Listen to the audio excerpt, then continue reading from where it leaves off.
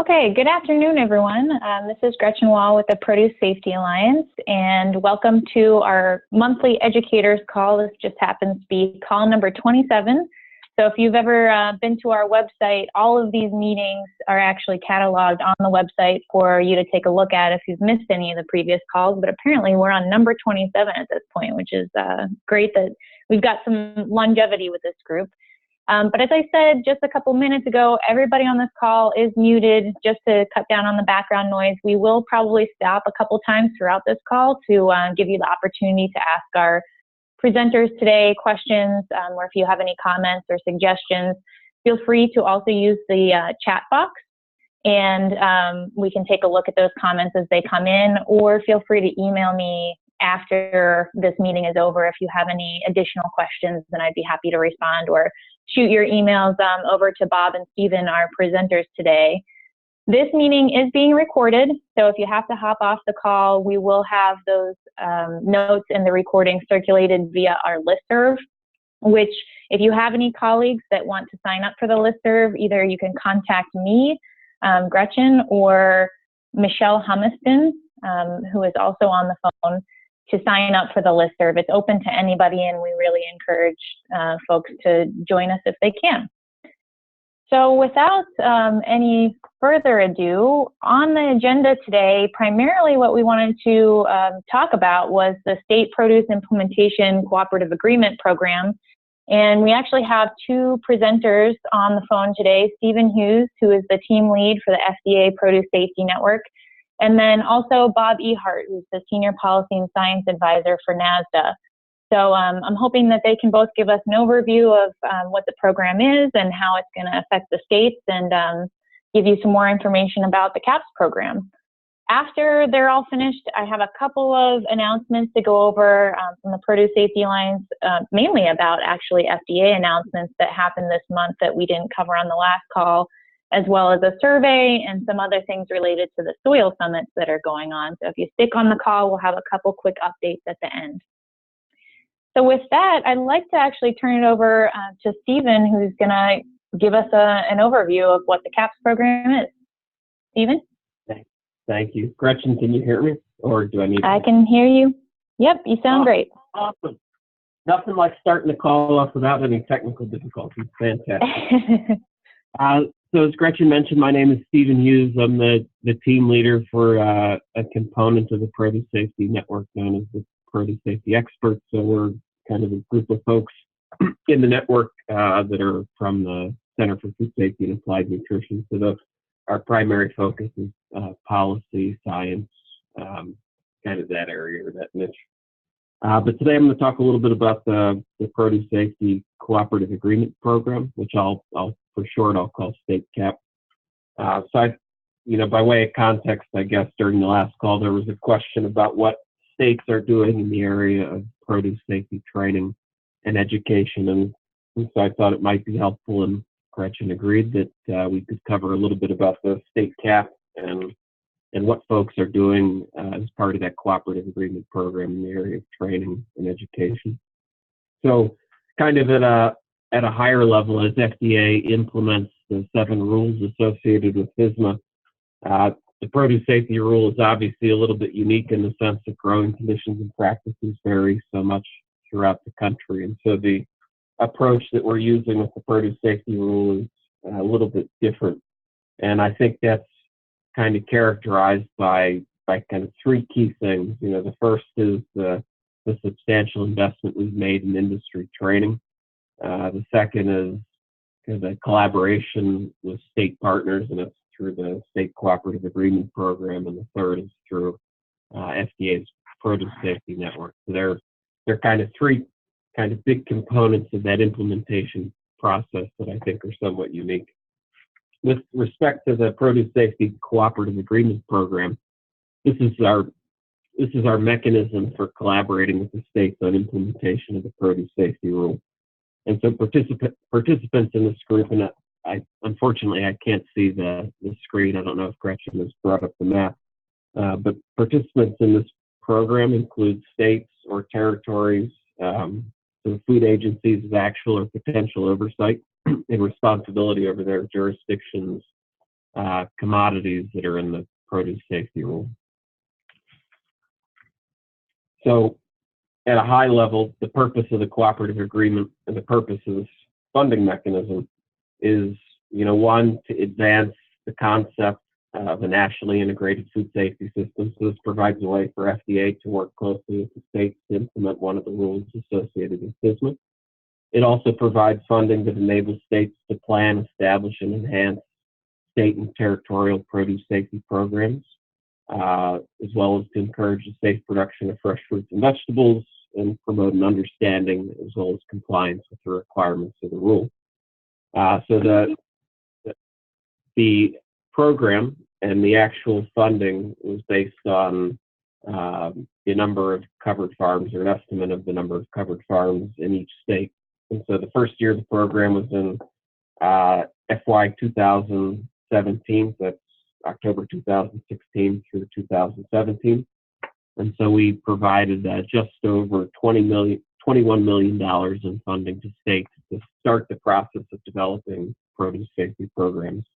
Well, actually, as of, I think, October 1st, we entered fiscal year 2018, and so that's the second year of this program. So we're providing the states $30.9 million to kind of continue the process of developing produce safety programs. And so that you'll note that increase in funding, and that sort of represents or reflects the idea that, as you're starting up a program and you're implementing it and activities start to ramp up, additional funding is needed to continue that process.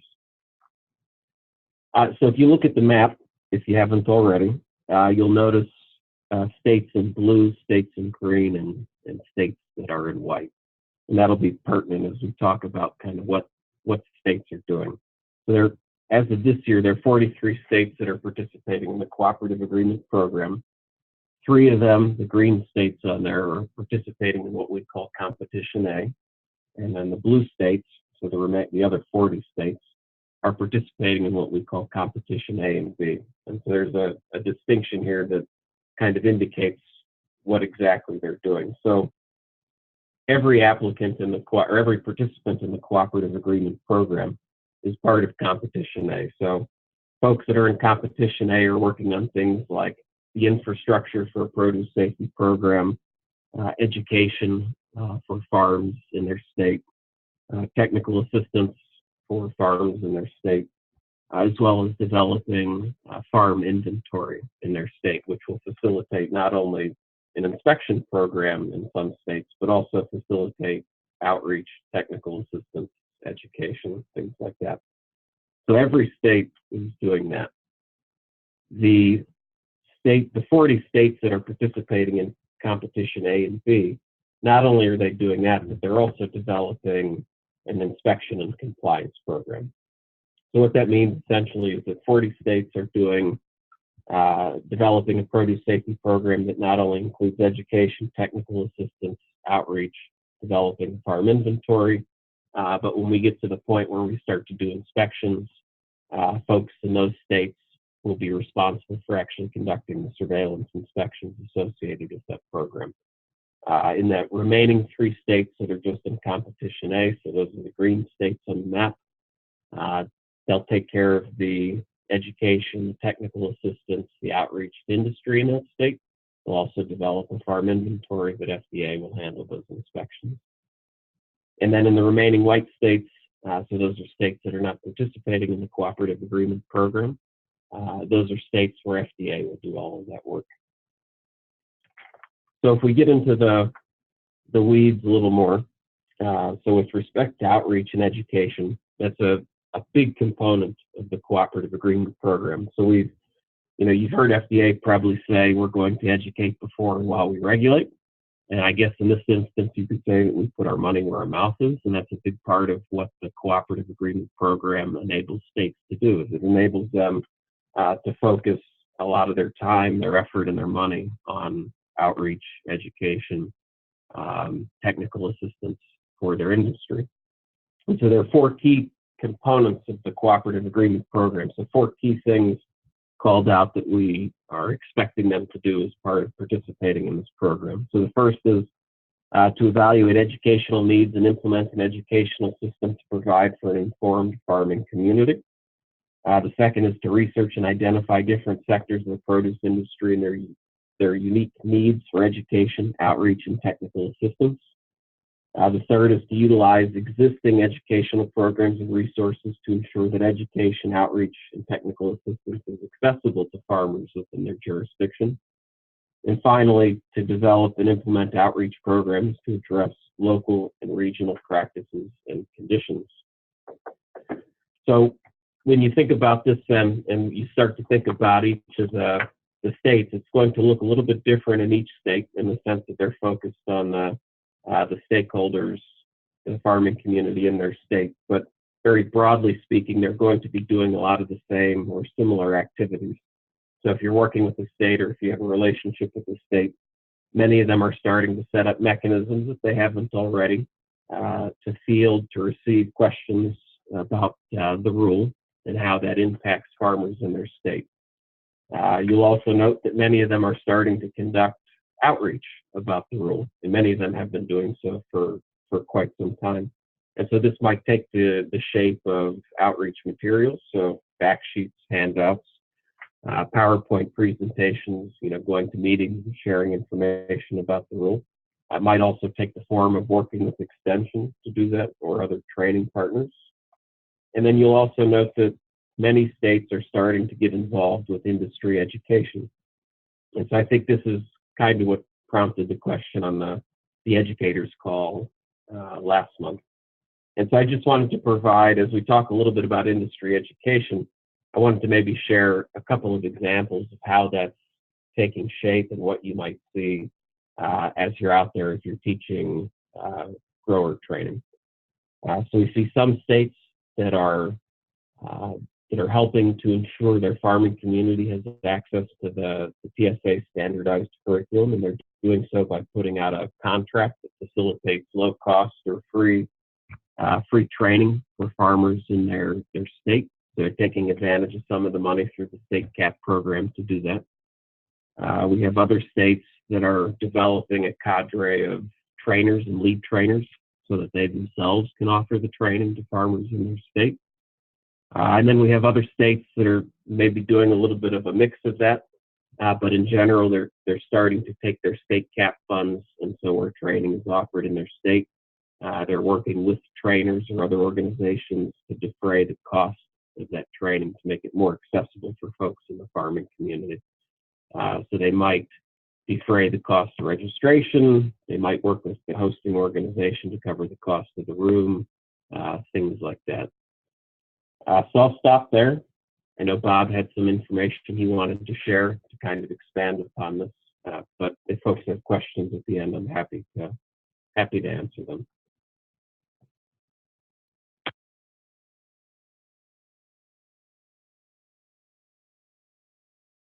Bobby Hart. I think Stephen did a very good job of an overview that kind of frames the way that states are currently approaching this opportunity. I'm just going to highlight a number of things, and some of this is consistent with, layered on top of what Stephen was talking about. We had 42 states in the first blush and added a state to, and now have 43 states. Stephen's talked about the ones that are option A and versus option B, and the map is up on your screen to see where those all fit. I wanted to spend a little bit of time on the 7 states that haven't thus far applied. There's been a number of contacts with each of those 7 states, and my sense is, and this is crystal balling and maybe wrong, but that all of them are showing an interest at least in option A, and may become added to the group in the next iteration, the next opportunity for applying for funds. Every one of them, all 7 of them, have a different reason of why they hadn't applied to date, and circumstances in many of those states have changed to some degree, and therefore at least have initiated conversations with NASDA and with FDA about the possibility of taking on some of that responsibility. There's an interesting way in which working with extension kind of plays out, and I just want to spend a minute or so on that as well. There's no requirements in the law as to how education and outreach can be done, and I've been fond of saying, if you know one state Department of Agriculture, you know one state Department of Agriculture. They're all different, and it's in many ways the same as playing out in the ways that they're seeing as methods to expand into education and outreach. The first year of funding that Stephen talked about was used by the 42 states to look at a planning year, really not a doing year, but a planning year, to look at how you would actually go about rolling out some of these things. And this now funding that is recently started is giving the states an opportunity to look at how do you go from here to more program implementation. What we're seeing here is obviously a need to emphasize the educational programs and the outreach programs, and many of them, I think Stephen did a good job of kind of capturing the various ways in which some of the states are actually looking at doing those things. I would guess one of the things that Gretchen talked about, maybe some announcements that she's planning on doing at the end of the call. One of them, it plays an important role in this issue of education and outreach, and that is an announcement by Dr. Gottlieb at our NASDA meeting in New Orleans earlier in September, mid-September. And that has to do with the emphasis of the first year of the program after the compliance dates kick in, of being a year of looking primarily at education. So that fits with all of the things that we're talking about on the outreach and education, and it also keys in on a project that NASDA has been working on called the On-Farm Readiness Review, and we have had it in development for the last year and a half. We've made some real progress on getting it to the point of where we think those that are involved in the core development of it, I think, have got their arms around what it's going to look like. We've got a lot of work to do to get it to the point of where it's ready to use to roll out for training. I think our first dates, as we're looking at them now, will be in mid-December. Will be the first training of states. They'll unfold through March. We've got a pretty aggressive calendar to meet, and a number of things that have to happen in that regard. But it's significant and important in the fact that it is an on-farm opportunity for education, a great situation for a conversation about readiness and how will these rules actually affect me on the farm. Most everybody has had some involvement of the farms that will be regulated, has had some involvement either through GAP or through just education programs available at the state level, involvement on food safety issues, and it's certainly been something that has been of an industry interest and concern for the last 2 decades. So this is not all new, but FSMA goes deeper than GAP and a lot of the other programs, and so we want to make sure that we give the farmer the ability to look at compliance from the standpoint of understanding what might actually be happening on their farm when an inspector actually shows up. So those are some things that we think are really pretty significant and really important. One of the other things that has been happening, the first year activities, one of the things was a strategic plan as to how they would actually go about doing these programs. Because of some of the announcements, there'll be some restructuring of strategic plans and looking at use of funds in order to emphasize education that I think will be transpiring. Another thing that the states have been doing is looking at their authority, and there's several ways in which a state can actually figure out how it might participate in this. And it's interesting to see that about half of the states have the ability to adopt rules by reference, and in those instances, there's a fairly straightforward process to actually enact the produce rule. In about another half of the states, they have to go to the legislature to either get authority and or to actually pass authority to mirror FSMA in order to implement the program. And the states that have the authority to do it by reference are obviously further ahead than those that need to do it through the legislature. There are several states of where the program for food safety and manufactured foods has been in the health department, where the produce program is going to be run through the ag department, and several of those states have actually enacted legislation that just simply says that this program will be developed by whatever agency. So there's another wrinkle to the authority question that's kind of the first step of at least a two-step process in order to get to the point of where the legislation is in place. There is another means by which states can actually apply for credentialing from FDA and operate under the federal law in that sense. And that's kind of more of a stopgap process, although there are some states that may choose to do that as a longer term strategy, but that's another opportunity for states to actually participate in and become an important part of the implementation of the produce safety rule. One of the other things that the FDA asked NASDA specifically to do as it relates to supporting these cooperative agreement programs, and that is to establish a national consortium for produce safety. And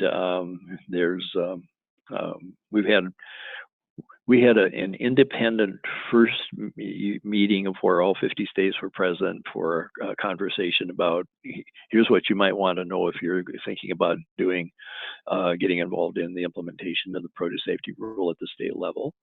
So last year in March, we had our first National Consortium for Produce Safety meeting. We will have a second one scheduled for early March this next year in 2018 as well.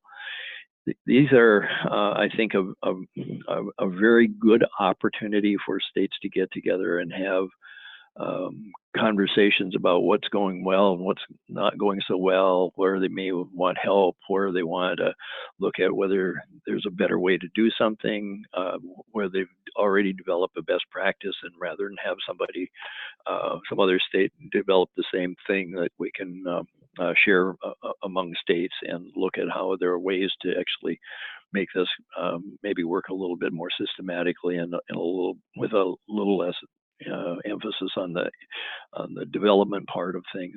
We are looking at having in this upcoming meeting plenty of time for regional dialogue, so that states in the same area are looking at how those things can actually benefit them. We'll also obviously do report outs so that those will be shared between the regions. And we're also looking at having meetings on the tiers, looking at the 5-tier structure that was developed in order to get funding. California is in tier by itself, so they can actually join the second tier, I guess, as far as discussions. So, but there's an opportunity there for dialogue, looking at smaller states versus larger scale states as far as the workload that may have advantage. It may be something that we more emphasize the regional aspect, but are interested in some tier discussions as well. Gretchen, Stephen, I'm going to stop there. Plenty of room for a lot of conversation about how this is all transpiring and how states are moving forward, but look forward to the dialogue. All right, great. Thank you so much, Stephen and Bob, for that overview. At this point in time, if you guys have questions or comments, you are able, if you're logged into the online meeting, you can unmute your own line. For those of you who are called in on the phone, I believe if you hit *6 on your phone, it'll unmute you. I've actually never tried, so I can't guarantee that. But we have plenty of time. So with that, I'm gonna be quiet and see if anybody has any questions for Bob or Stephen.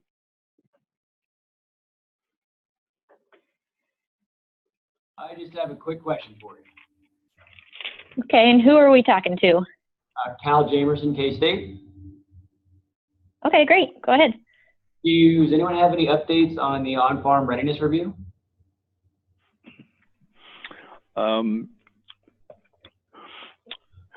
We had our last development meeting last week, and we are needing to do a lot of editing and a lot of making sure that we haven't left anything out.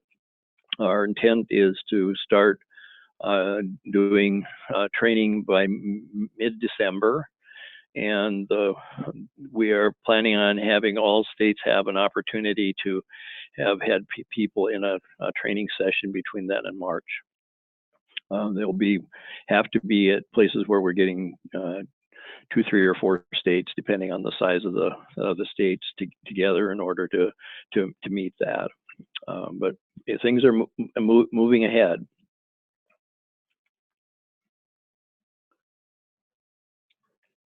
Hey, Don, I think this might be a great opportunity to ask your question that I think plays into the question that was just asked, if you want. Sure thing. This is Don Steckel, and I guess this question probably goes to both of you. It's about how can you describe how the on-farm readiness review is being used in the new inspector training, and if there are any other steps that are being taken to help harmonize what the on-farm readiness review projects about inspection and what the actual inspection experience will be like. Bob, you want to handle that question? I can take a stab at it.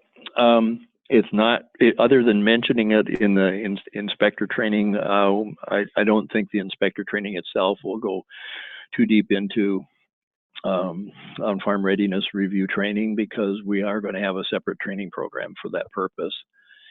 The dovetail, however, is important in that we are looking at having I guess a detail that needs to be mentioned. The idea is to have an extension person, a state regulatory person, and at least until such time as the actual compliance dates kick in, an FDA person that would make up the team that would go on a farm. We are still working on and hoping that we're going to be able to deliver on the fact that in order to be fully trained, any of them, whether it's the inspection folks or the state folks, and obviously the FDA folks, would have gone through in the inspector training basic program. We're working with FDA so that we clearly understand what that training program is. We don't want to make it redundant in any way to somebody to sit through something, but we think that if you're going to actually give a farmer advice about what an inspection looks like, a knowledge base of understanding what an inspection entails is a foundational piece to that. So we're looking at PSA training as a prerequisite, inspector training, and also the training in the on-farm readiness review. We also have in development, not yet well enough developed to figure out how we're going to actually implement this, but a mentorship program that allows for anybody who's been trained to be mentored by one of the core developer folks in order for us to help assure that people are ready to go do an on-farm readiness review, and probably as importantly that we try to structure this so that there's a consistency in the delivery and the expectations and the work product associated with an on-farm readiness review.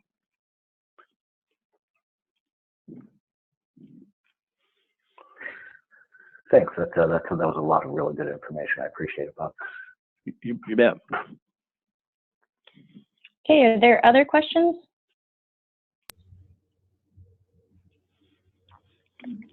You don't have to let us off easy. I know.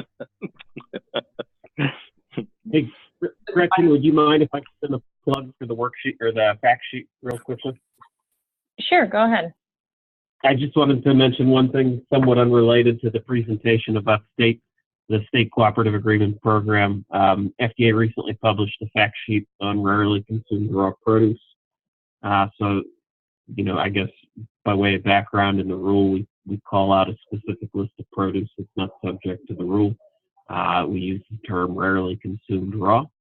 There have been a number of questions about why certain produce commodities are not on that list. And so in order to address some of those questions, and particularly to address some of the background information as to how we got at that list, we put a fact sheet up on the FDA website to answer some of those questions. So I'd encourage you to take a look at that, and if you still have a question, you can contact the assigned produce safety expert for the state that you're in, and they can address any further questions. Great, and I will link to that if you guys haven't downloaded it yet. I'll link to that in the meeting notes today, but I definitely think that's a welcome resource because just recently, Donna and Betsy and I have experienced a lot of questions about what's on those lists at recent training. Specifically, I know for the folks in Hawaii that taro was one of those issues, and then the other one was yams most recently in Jamaica. So everyone was kind of wondering how you guys ended up with that list. So I think having that background is super helpful. So I will link to that in our notes.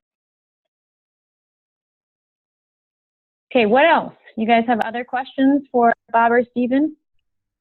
Hey, Gretchen, Nancy Flores has a question in chat that I could read to you. Oh, that would be great. Sorry, somehow that got off my screen. Go ahead. All right, it says, hola, how are folks integrating Extension County faculty into PSA training and food safety plan development? So I think maybe Nancy's looking for some examples of how Extension is engaging with this process too.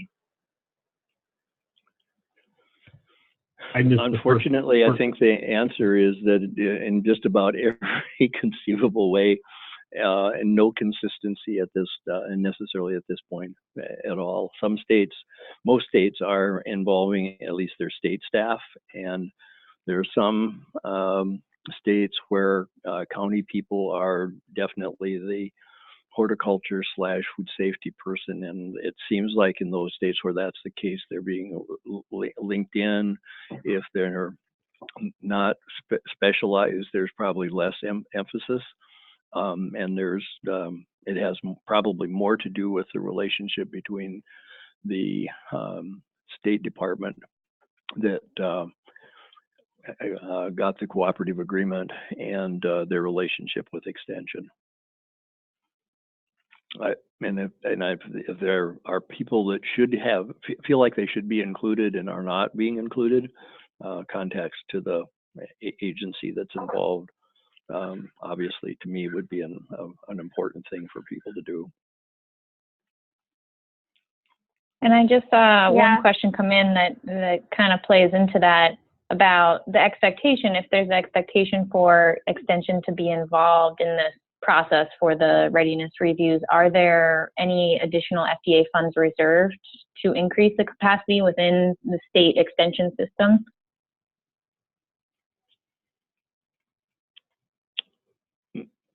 Bob, do you want to do that, or do you want to? Well, I can start it anyway. I don't.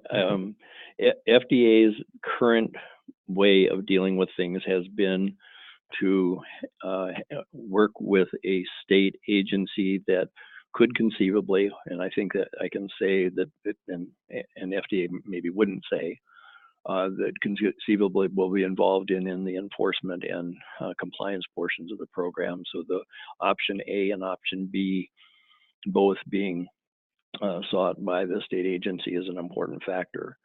There is some limitations on the amount of money that can go from the agency where it was awarded to any sub-grantee, which would be where extension would fit. And therefore, those are being worked out on a state-by-state basis. Funding in addition to that, I mean, there are funds that have been made available to advance training through the 4 regional centers and the national center. That's not direct money to extension, but it adds a dimension to the fact that there's a place for involvement. And there, in some other program areas, there's been ways in where like EPA has passed through money to USDA to fund extension. In the pesticide education program, for example, there is no concurrent such requirement or authorization within FSMA where that has occurred. Completely separate from, but definitely focused on just this very activity. There's an association in Washington, D.C. known as the Association of Public and Land Grant Universities. And I've been working with them on the possibility of looking at the extension directors learning more about FSMA and the role that extension might play. So there may be some more organizational things looking at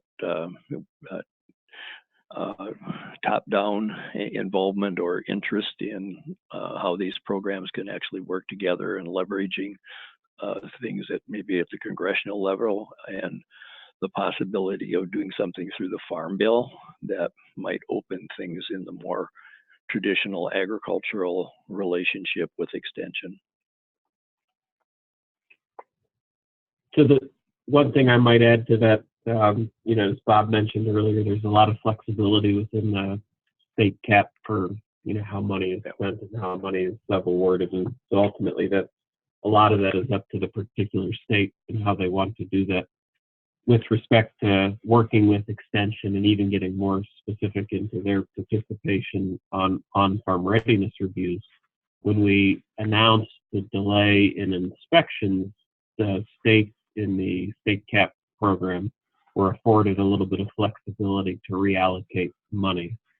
And so where money may have been a little tight, there may be a little more money kind of in this upcoming year to focus on you know, outreach, education, to spend money on-farm readiness reviews that they may have otherwise spent to do inspections. So it's not a long-term funding mechanism to expand extension capacity, but in the near term, there is some flexibility with the states.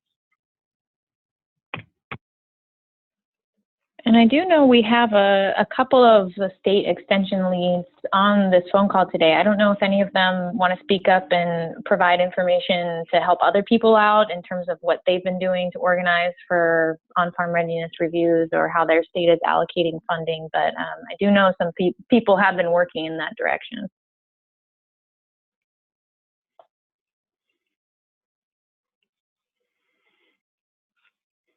Nobody? Bueller. It's secret. I do know that there are several states in the Midwest, certainly, who have active produce safety teams, and they've been interfacing nicely with the other activities to make sure these are all. Hi, this is Natalie Brassel from the University of Arizona, and I work with my state agency, the Arizona Department of Agriculture, and we are currently working on sub-award agreements so that way we can go ahead and disseminate the training more readily in our state. So I think that that's a good model for us, but like you guys mentioned, it's very unique per state. All right, great. Thanks for sharing, Natalie. Yeah, great to be on the call with you guys. Glad This you're is there. Christina from the Vermont Agency of Agriculture, and we are similarly working on a sub-award to University of Vermont Extension, and we expect that, well, in addition to the PSA grower training that we're co-organizing for this coming November, our plan is for someone for Extension and somebody from the Agency of Ag to do the on-farm readiness reviews in Vermont. So we'll have the agency of ag person as kind of the regulatory expert, and then the extension person will be able to follow up with the grower on any areas where they may need to make changes in order to achieve compliance.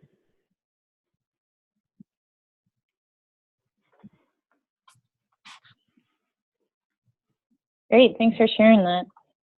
I'm just scrolling back through some of the chat messages that I got, and I want to return to the funding component again, because there was another question that came in, because Stephen was talking earlier about the CAP funding being considered the number of covered farms in every state. And the question was about, has this caused any concerns in states that have a lot of farms, but those farms, the higher proportion of them are not covered by the rule? Is there any issue with the allocation of funding for that? Not that I'm aware of, although from what I understand, I think some states are finding that they have more covered farms than they had expected. So I'm sure it's a topic that will come up as folks start to develop their farm inventory and start to identify where folks fall out in terms of covered farms and whether certain farms are considered qualified exempt. So. Okay. This is Christina in Vermont again. I will say that we expect that we'll probably find that we have more covered farms than we think, as some states are finding, but that also, because of the division in funding, it works out pretty easily that we've got all of our Competition A funding, which is really for outreach and education to any produce farm, and then the Competition B funding, which is focused on compliance and enforcement. And so we know that we're only going to inspect covered farms, but that we can provide these opportunities for education about the rule and about produce safety more generally to all farms. Yeah, I think we've got ballpark ideas, and I think we're going to find some states where the numbers that are relatively correct, and a lot of states, a lot more than I think was anticipated to begin with, that are going to have a lot more covered farms. And we are finding a general interest in farms that would qualify for qualified exempt, particularly on the bigger end of that, saying that I may want to expand and I want to make sure that I'm aware of what I'm required to do, and therefore I hope you'll pay attention to me. And thus far we've been able to say that on the education and outreach and on-farm readiness review end of things, that will be available to those farms. Hi, this is Amanda Filial-Perez from Arkansas Extension, and similarly to the last two Extension individuals, we are working very closely with our Ag Department. We just completed our cooperative agreement for rolling out our training for outreach and education for PSA, but we did not consider the on-farm readiness review, and we did not include that in our year 2 funding. Is that something that we should consider making a revision? You will be given an opportunity to, and we are stressing the value that it can add, and so I would encourage you to do so. Okay, thank you. And there were 2 other questions that came up related to this actual scheduling of those on-farm readiness reviews that you said are coming up December through March of this coming year.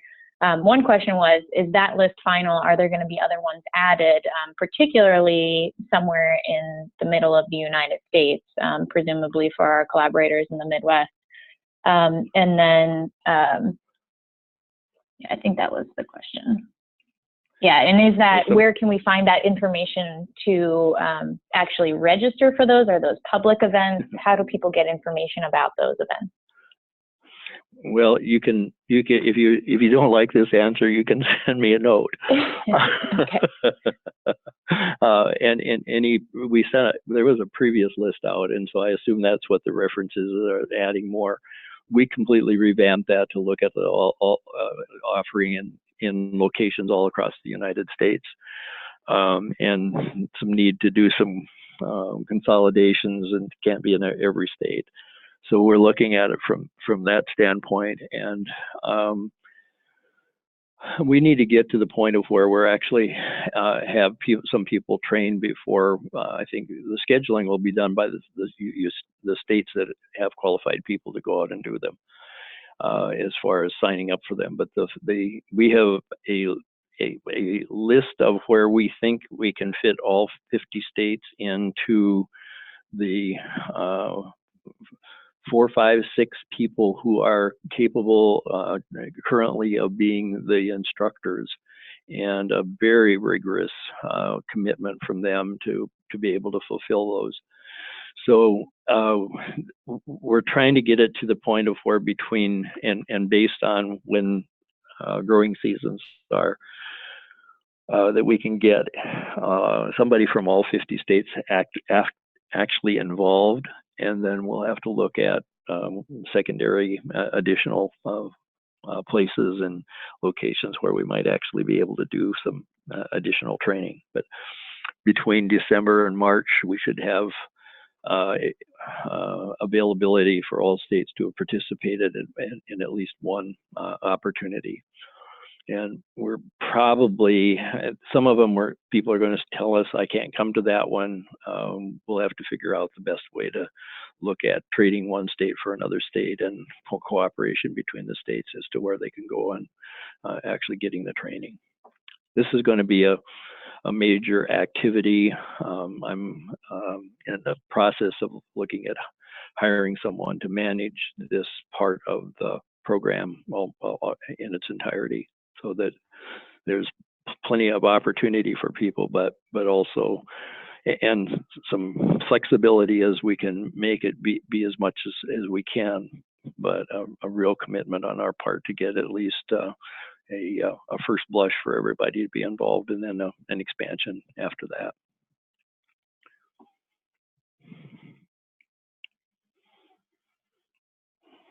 Okay, great. And I see another question came in.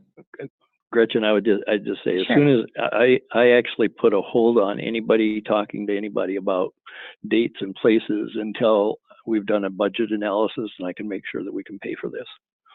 Okay, great. So definitely keep us in the loop whenever you pin those dates down. We'd be happy to share them. Great, perfect. And I think the next question is about, you mentioned that everyone participating in the on-farm readiness review training, including extension people, would need to go to an inspector training first, or is it just the regulator that would need to go to the inspector training first? We are working on the principle that since we see the extension person to be the lead in most instances of doing these, that if they're going to be involved in or answering questions associated with what does an inspection look like on my farm, that the best place for them to be is as having been able to have sat through the inspector training. There's elements of that, like farm visits, that are not the reason that I think that's a need in the training. So we're looking at what makes folks most aware of the things that they may actually be faced with discussing with the farmer. So I guess it's inspector training minus rather than plus, but awareness of what is actually required in order to be someone that's actually doing an inspection. We're not trying to turn anybody into an inspector, but to make them aware, and we feel that that's a viable and important way to recognize what's going on. Okay, does anybody have any other questions for Stephen or Bob?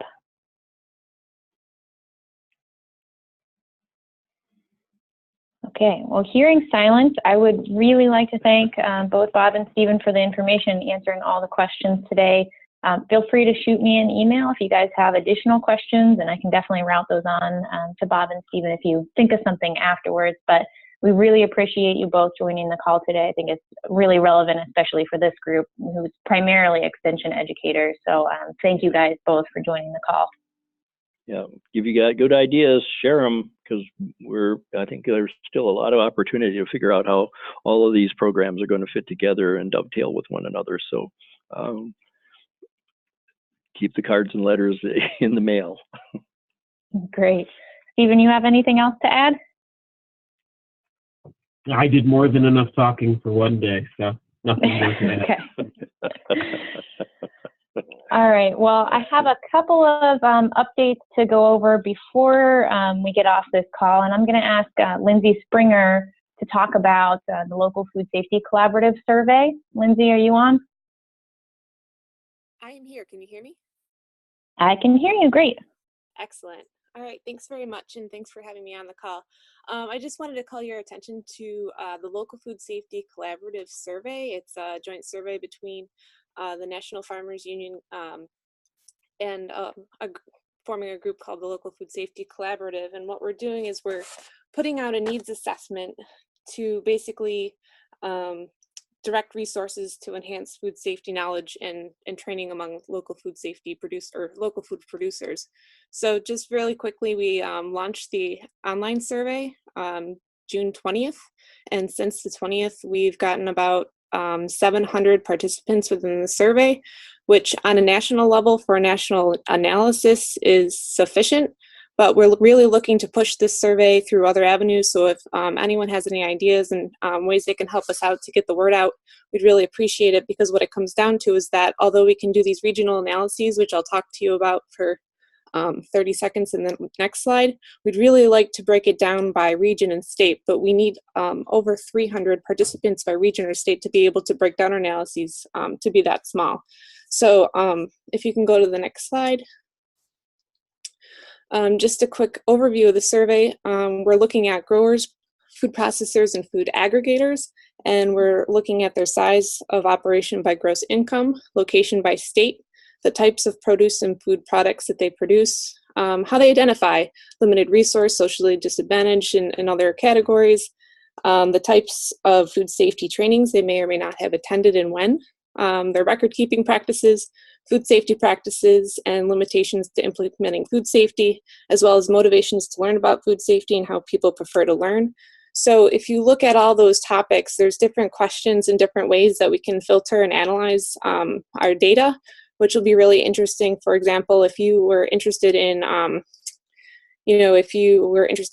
how being identified as limited resource, how that affected your food safety practices down the line, if it prohibited you from using a sanitizer, or if it inhibited you in other ways, and what specifically those needs that they particularly identify with. If you're interested in that, that's something that you can filter for. Other interesting things that we've been able to look at is just overall trends and where things are deficient. Record keeping seems to be, and food safety training for workers seems to be something that's popping out right now. As far as food safety practices, on the processing side, we're looking at not only ways that people deal with allergens in their facilities, to sanitizing and cleaning, and other things that have to do with processing from the grower's perspective. We've broken down the produce safety rule into different categories to look at specific things such as water testing and applications of biological soil amendments. So as I said, this survey was launched in the middle of June. We're looking to keep this open until the end of October, which is why we're really trying to focus on getting the word out and getting more people to take it. It is starting to wind down in terms of farming up here in New York. People hopefully will have a little bit more time coming up soon, so we're hoping to get this last push to get more people in to take the survey. And so in addition to some of these more multiple choice type questions and ranking questions, we do some open-ended questions that ask people specifically what they need. So if you go on to the next slide, this is just a quick wordle of some of the things that are popping out for what people really want to learn more about and have more resources for. As you can see from the wordle, the bigger the word, the more the words are occurring within answers. Water use and training are two of the biggest components of what people are identifying. But I just gave a couple quick examples on the side just to give you some examples about the specific answers that we're getting.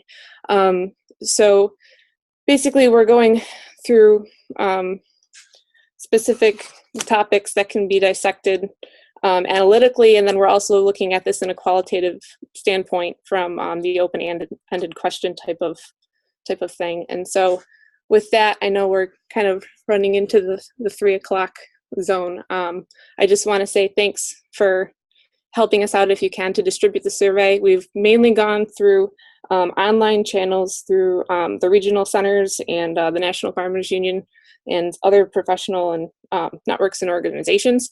So if you do have an idea or a chance to help us get the word out and get more farmers taking the survey and more local food producers, we'd really appreciate it. Great.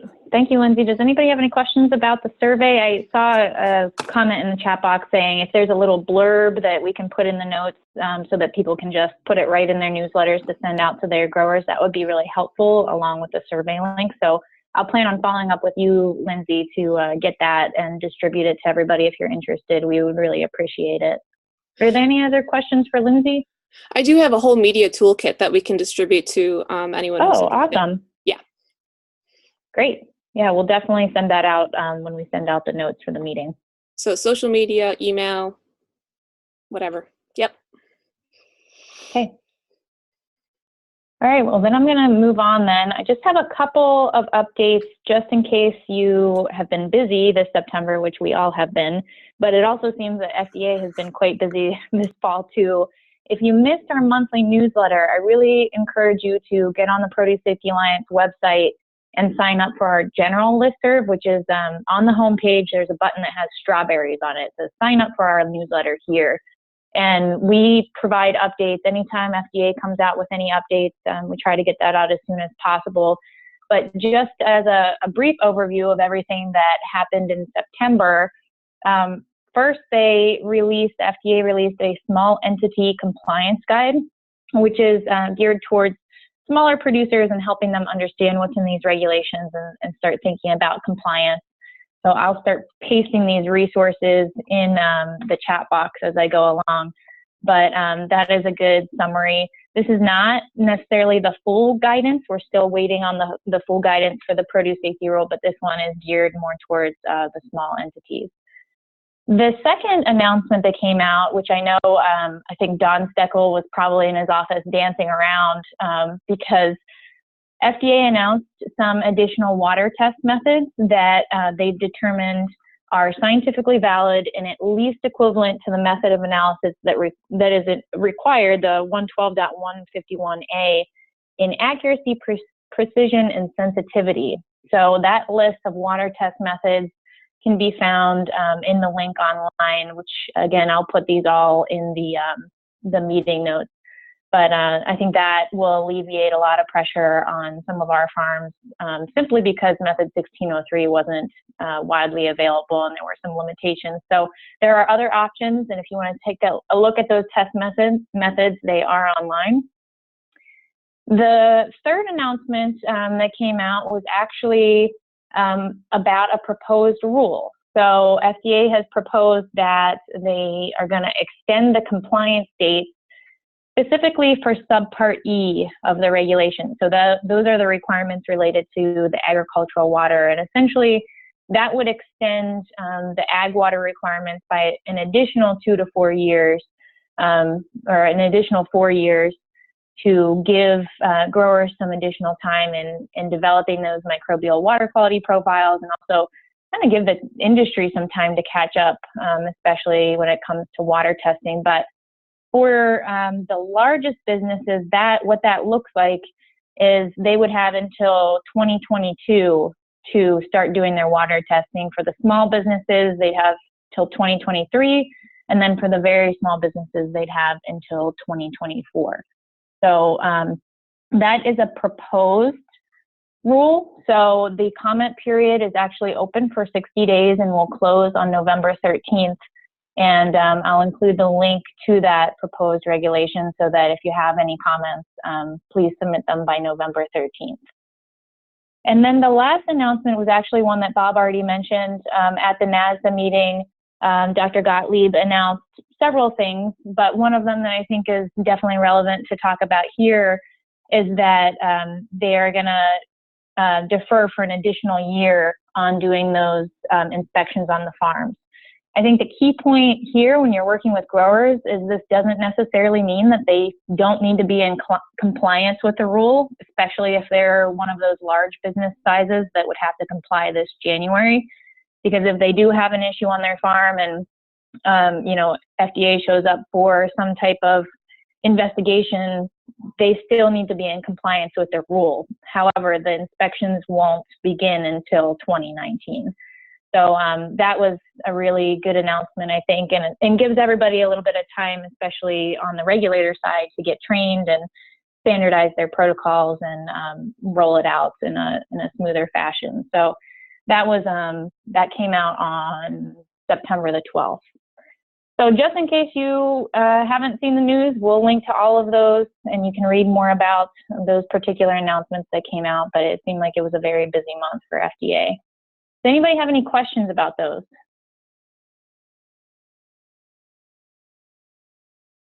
No? Okay. The other announcement that I wanted to make that some of you might be aware of already is this past March, we held a soil summit. And now Kristen Woods is actually working with two groups to hold additional soil summits. One will be in the South Central region on December 12th and 13th in Houston, Texas. And I will include the registration link in the notes. And then there will be another one held in 2018 in January 21st and 22nd in Atlanta, which will cover the Southeast region to talk about soil amendment challenges specific to that region. And I know Kristen's on the call. Kristen, is there anything you'd like to say in addition about the soil summits coming up?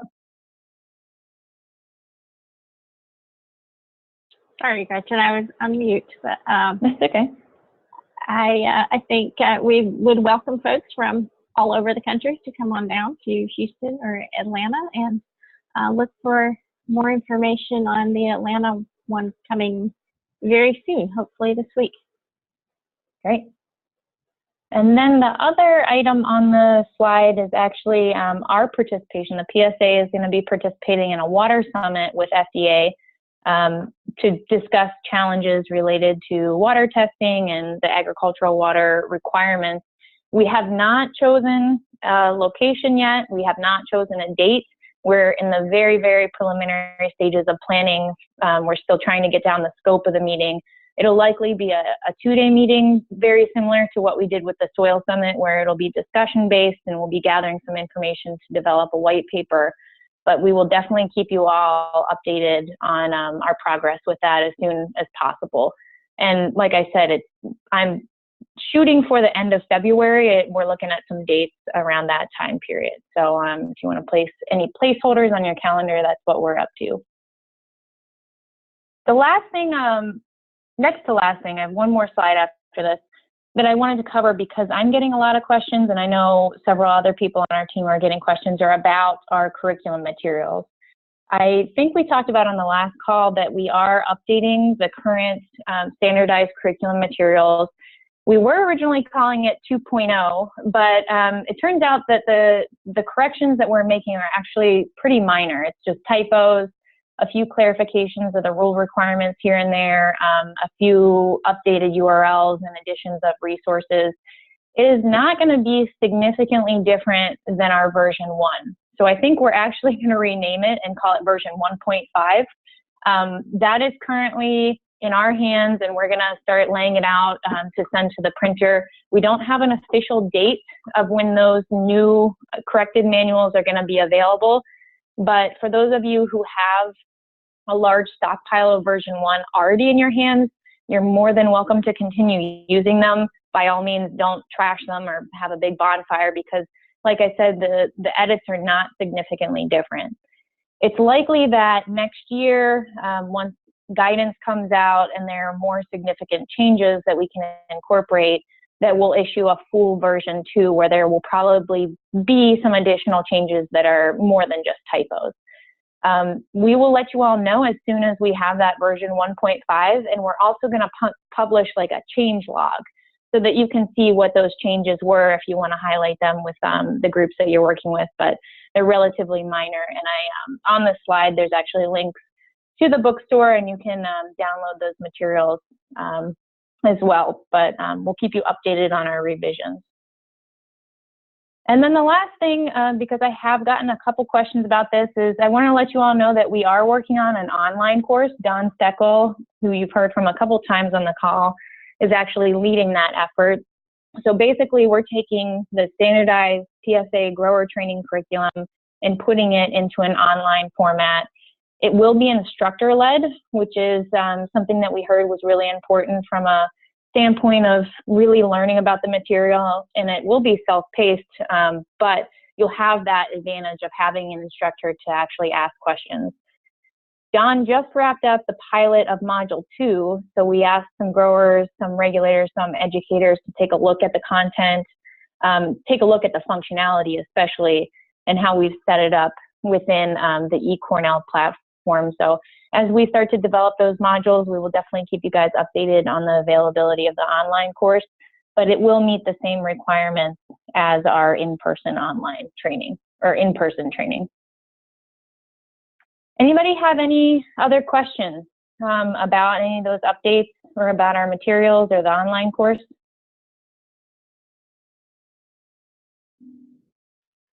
Okay.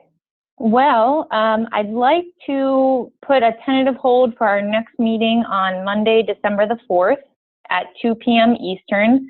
And if you have specific items that you want to hear about on the call, please do contact me. This actual call came up in conversation because people were interested in learning more about the Cooperative Agreement Program.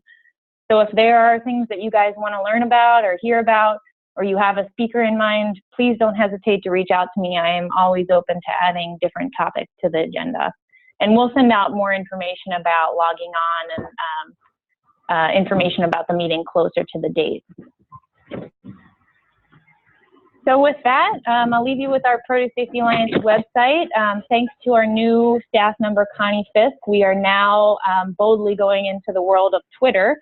So we do have a Twitter account now where she posts relevant produce safety activities, and we also have a Facebook page. But as usual, you know where to find us. All of our contact information is on the website, so please don't hesitate to reach out to us if you have any questions or comments. And I know I went through that pretty quickly. Expect a bunch of links to resources in the notes, so I will make sure that you guys get those as soon as possible. Anything else from the PSA team?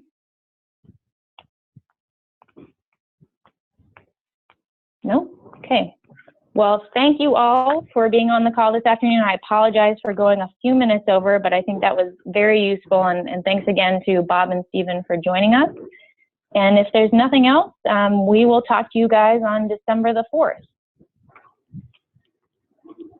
Thanks, Gretchen. Thanks. All right. Have a great day. Take care, guys. Bye.